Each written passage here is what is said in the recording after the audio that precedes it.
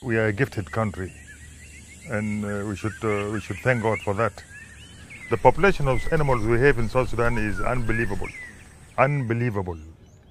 It is amazing. It is going to attract the whole world to come to South Sudan to see what is going on here. When I arrived here, I stood at the mountain at Bandala and I just overlooked this vast expanse. And knowing that's as far as you can see is all park, there's nothing except a few ranger posts. That is something very special to me. If we continue to have peace like how it is now, we will have a lot of animals, so will be within our Jemi reserve. Tens of thousands of South Sudanese have been killed and millions displaced over the past. There is an urgent effort underway to get food and aid into a country that knows war. So when the SPLM came in now, everybody had a gun. The good numbers of guns now turned into hunting animals because there were no economic activities, there were no salaries. Everybody could go to the bush to hunt animals randomly, sell them to satisfy their living. We saw most of the animals, like elephant, almost the number is reduced. Also, our national park was not developed. All the 6 national parks, if you go, no headquarters, no nothing, the period of fighting, everything was brought to zero level.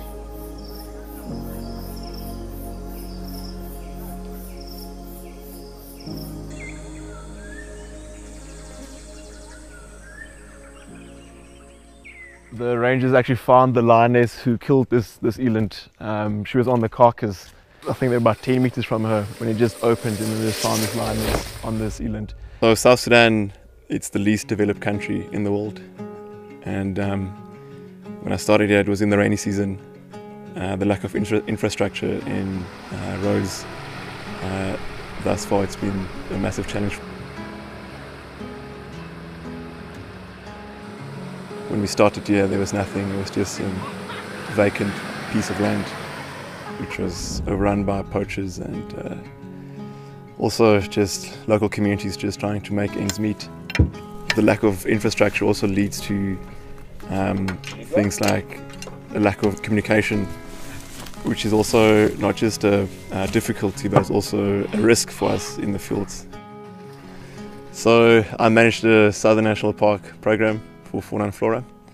So that entails working together with the South Sudanese Wildlife Services. Within the 3 years now, we've got 4 functioning ranger posts that we support. We've got an office space now. We've got 2 boats that rangers use for transportation and to go on patrol. We've got a road network now over 200 kilometers. South Sudan has vast areas where there isn't human population, where there aren't people living, for a variety of number of reasons. And that really provides an opportunity for vast landscapes to still be under some form of protection. The biodiversity within South Sudan is quite unique in that it falls within a transition zone.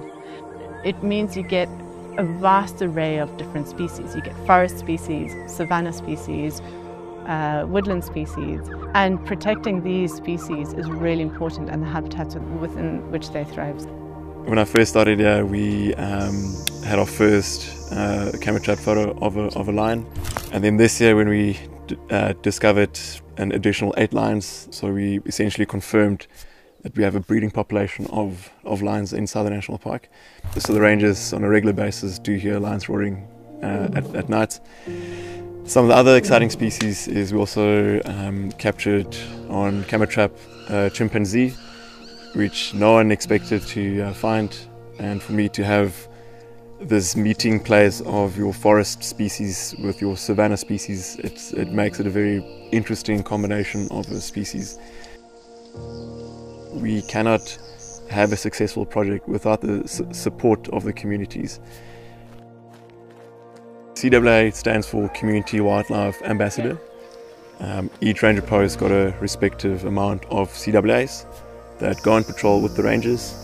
They know the area very well, so often they would be leading the rangers and escorting them towards the direction that they want to go.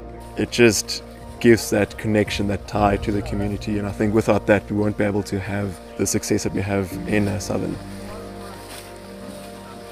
Asakale ina babanda fo aninga CWA o ana limoni na asakale kini kuruyo ani du na mena lingarano kataka pande agwa pangagu na manga kwa bo ukiriki bayai igita nya hangbarani ini bigani asakale wasani ko ditirano ikandu kunungurole kinza kafu gunde fuesi ko kupangame kini limungu ukiriki bayale tinu kupai na sangbaraga za chipo pangame andi ko ditirani wasana asakale paka kandu gani mungu.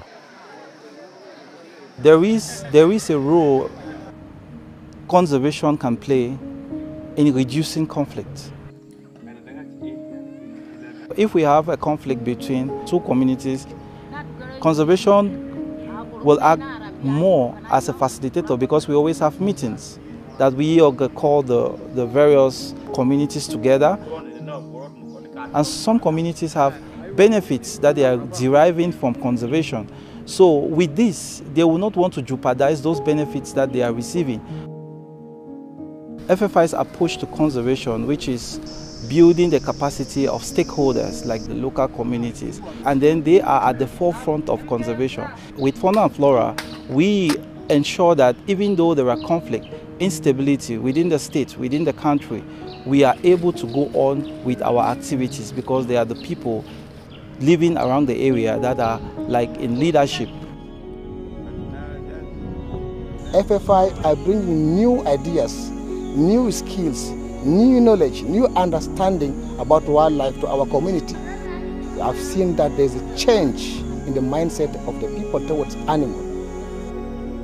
Before we used to cut the jungle and burn them, but now I think that gradually the community are looking at the forest itself like one of its resources that can also generate fund. We have reached a turning point. We are starting to see an increase in wildlife. And for me, the long-term hope for Southern is that we once again see 75,000 buffalo and 15,000 elephants roaming this national park. Everything that we do is informed by local people. We don't come in thinking we know everything. Being able to listen, respect cultures, values, that's where our future can look really bright, because I think if we can listen, adapt, it will just go from strength to strength.